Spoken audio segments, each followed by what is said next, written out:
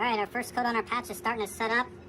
It's still damp, but you can work with it. So I get a fresh sponge out of my water bucket, make sure it's just damp, and I take the edges of the patch and I feather those in with a damp sponge. And I like to go through the patch and just go over it. Then I take my 6-inch knife and I feather it, feather it, feather it, feather it. You can go each way, up, down, side to side, whatever it takes, because all you're doing is you're pushing the mud down and you're taking off the excess mud. Once that's slicked out like that, wet sanded, slicked out, same process. I'm gonna mix some second coat mud. Same thing with some 5-mint mud. I only need a scoop for one patch, little scoop. Add my water, 3/4 of a sponge, and mix up my materials. Mix it, mix it, mix it. Second coat doesn't have to be really thick, but it has to be about like a really thick pancake batter. Because the patch is really coated already, so this is just a final step to make the patch nice and slicked out and clean and perfect. We just took it, same thing like we did first coat. I like to go a little further out than the original first coat. And then this time we push down a lot harder.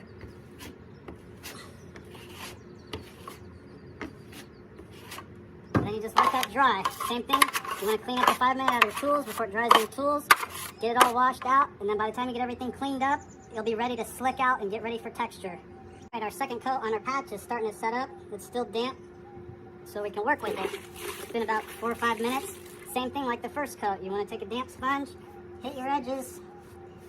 So basically that feathers them out so you don't have a sharp edge. Same thing, I like to get it damp. Make sure your 6-inch knife's clean, and same thing, you just go through and you take off the excess mud. It's kind of like a wet sanding technique, or like you're working with clay almost. You go through and slick it out, slick it out. Perfect.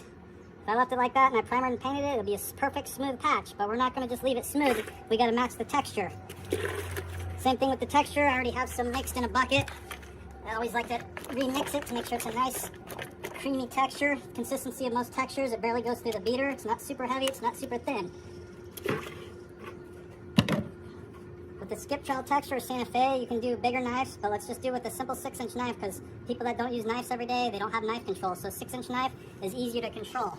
So we just get a little bit of mud, make sure it's nice and clean, our 6, and then a basic skip trowel. The same thing like we did on the other videos. We go through and we do a skip trowel. Skip trowel, skip trowel, skip trowel. Say I don't like my skip trowel, well let's start over. I don't like what I just did there. Just by slicking this out, I just added another coat over the patch. That's even gonna make it even better. Let's start over. Skip trowel.